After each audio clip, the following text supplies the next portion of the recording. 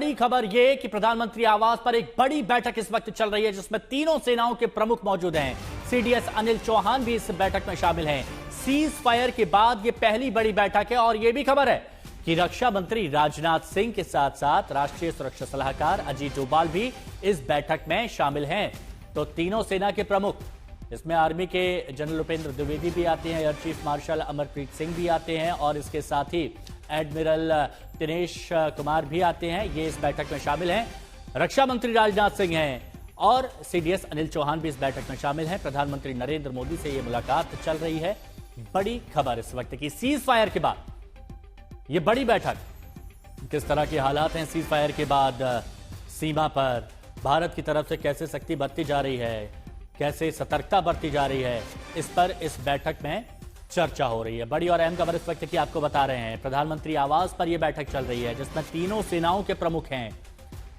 NSA Ajit Doval हैं, CDS Anil Chauhan हैं, रक्षा मंत्री राजनाथ सिंह हैं। यानी भारत की सुरक्षा को लेकर यह चर्चा। हिमांशु मिश्रा हमारे सहयोगी हमारे साथ जुड़े हुए हैं।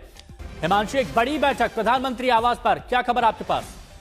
देखिए, ये हाई लेवल मीटिंग है और कल जब सीज फायर का घोषणा हुई उसके बाद भी ये बैठक हुई थी, जिसमें राजनाथ सिंह, अजीत डोभाल जो राष्ट्रीय सुरक्षा सलाहकार है, सीडीएस अनिल चौहान, तीनों ही सेनाओं के प्रमुख थे और आईबी और रॉ के सेक्रेटरी थे। एक चीज को समझना होगा कि भारत अभी तक पाकिस्तान पे पूरी तरीके से भरोसा इसलिए नहीं करता क्योंकि पाकिस्तान की जो फितरत है वो समय समय पर बदलती रहती है। और सीज फायर की घोषणा के बाद भी जो है कल देर रात पाकिस्तान की तरफ से ड्रोन जो है वो भारत के जमीन के ऊपर आए और उनको नेस्ता नाबूद करने का काम आर्मी की तरफ से किया गया है।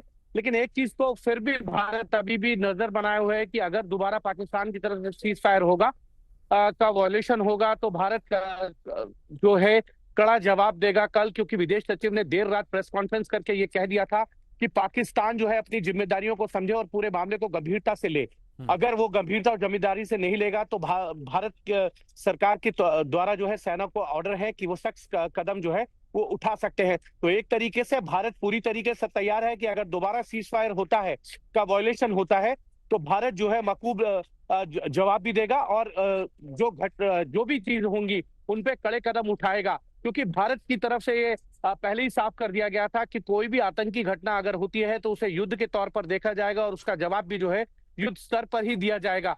तो भारत इस चीज पर नजर बनाए हुए है और इसलिए ये हाई लेवल कमेटी की बैठक भी है, जिसमें कल देर रात जो सीज फायर का वॉयलेशन हुआ है उस वॉयलेशन की समीक्षा जो है वो जो की गई है उसको लेकर ब्रीफ जो है प्रधानमंत्री नरेंद्र मोदी को किया जा रहा है, जिसमें एनएसए अजीत डोभाल है, रक्षा मंत्री राजनाथ सिंह भी यहाँ पर है, तीनों ही सेनाओं के चीफ है, सीडीएस है और आईबी और रॉ के चीफ भी हैं, साथ में विदेश में सचिव भी। तो एक तरीके से भारत अभी भी पाकिस्तान पे पूरी तरीके से भरोसा नहीं करता है कि वो सीज फायर की जो अंडरस्टैंडिंग हुई है उसको मानेगा।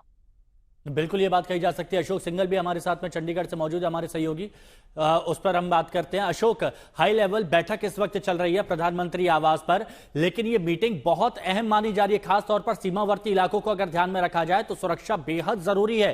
क्या मायने निकाले जा रहे हैं इस मीटिंग के?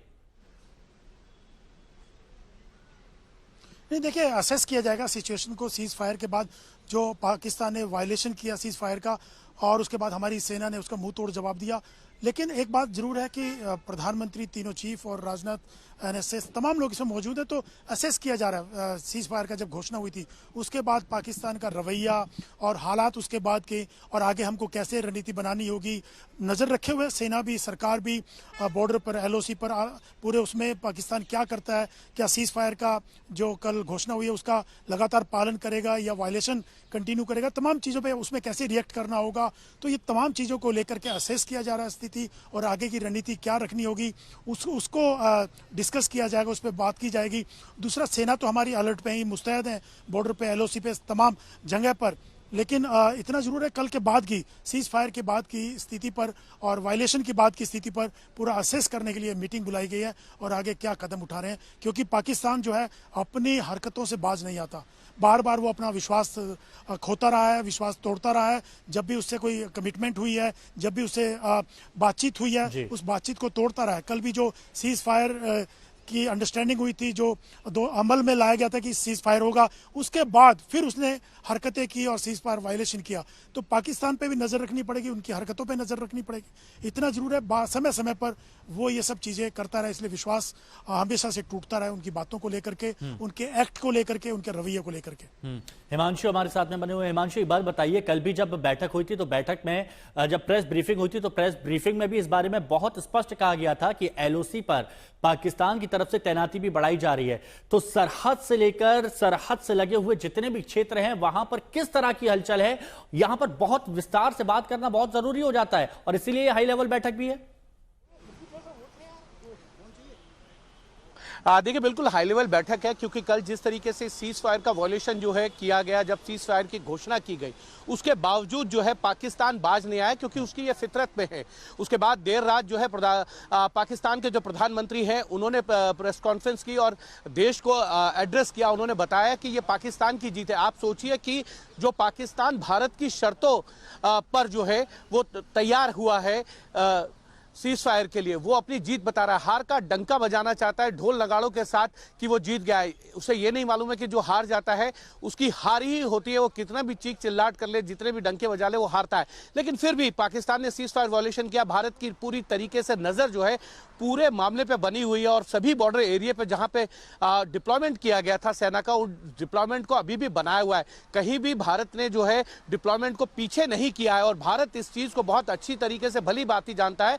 सीज फायर के बावजूद भी है पाकिस्तान लगातार सीज फायर का वॉयलेशन जो है पहले भी करता रहा है, चाहे वो पुलवामा के बाद हो या उरी के बाद हो। लगातार जब भी वो सीज फायर वॉयलेशन करता है तो उसकी आड़ में जो आतंकी हैं उनको भारत में घुसपैठ कराने की कोशिश करता है और उसमें कई बार उसको सफलता भी मिलती है और कई बार उन घुसपैठियों को जो है वहां पर ही मार गिराया जाता है। तो एक तरीके से शेल फायरिंग का जो है शेलिंग का जो है फायदा उठाने की कोशिश जो है पाकिस्तान के द्वारा की जाती है और इसीलिए लगातार सीज फायर वॉयलेशन जो है कल 3 घंटे तक चले और उसके बाद जब भारत की तरफ से चेतावनी दी गई कि अपनी जिम्मेदारी को पाकिस्तान समझे और पूरे मामले को गंभीरता से ले, अगर वो गंभीरता से नहीं लेगा तो भारतीय सेनाओं को आदेश है कि वो सख्त और कड़े कदम उठाए। देखिए, ये तो आपने बहुत स्पष्ट कह दिया कि इससे पहले भी फेक प्रोपेगेंडा पाकिस्तान की तरफ से चलाया गया है। 1971 दिसंबर में भी सरेंडर करने से पहले अपनी जीत का डंका पाकिस्तान बजा रहा था, लेकिन दुनिया ने देख लिया कि पाकिस्तान ने कैसे मुखी खाई। तो अशोक, इस बैठक में ये तो स्पष्ट किया जा सकता है कि अगर सीज फायर का उल्लंघन होता है तो आर्मी को खुली छूट है कि वो अपने हिसाब से जवाब दे और ऐसा जवाब दे जैसा कि बैठकों में कहा गया है, प्रेस ब्रीफिंग में कहा गया है कि पाकिस्तान ने अगर कोई हरकत की तो अपने हश्र की खुद जिम्मेदार पाकिस्तान ही होगा। बिल्कुल, कल भी कहा गया था और कल जैसे सीज फायर वायलेशन किया गया उसके तुरंत बाद भारत ने पाकिस्तान को मुंह तोड़ जवाब दिया। उनके जो ड्रोन को निष्क्रिय किया गया, नाकाम किया गया, इसके अलावा जो फायरिंग की जा रही थी और गोलाबारी की जा रही थी, तमाम चीज़ों का मुंह तोड़ जवाब दिया गया और पाकिस्तान को समझ में आ गया कि भारत के साथ पंगा लेना उनके लिए घाटे का सौदा है। और जिस ढंग से तबाही भारत ने पाकिस्तान में मचाई है, आतंकी ठिकानों को तो तबाह किया ही है, लेकिन उनके एयरबेस और जो सैन्य ठिकाने उनको भी टारगेट किया गया, क्योंकि भारत पहले अटैक नहीं करता, ये साफ बात है। अगर आप छेड़ोगे तो छोड़ेंगे नहीं, इसी नीति पर चला है। क्योंकि पाकिस्तान ने जब जब भारत के ऊपर टारगेट करने की कोशिश की है, चाहे सैन्य ठिकाने हो, सिविलियन जो अलग अलग शहरों में उन्होंने ड्रोन से और मिसाइल से टारगेट किया था पिछले दिनों, तो भारत ने उसका मुंह तोड़ जवाब दिया, कई गुना अग्रेसिव तरीके से। उसका नुकसान पाकिस्तान को उठाना पड़ा है। तो ये बात पाकिस्तान भी जानता है और भारत की सेना मुस्तैद है सेना पे। पल पल जो पाकिस्तान का कदम है, उनके नापाक इरादे हैं, उन पर नजर रखे हुए।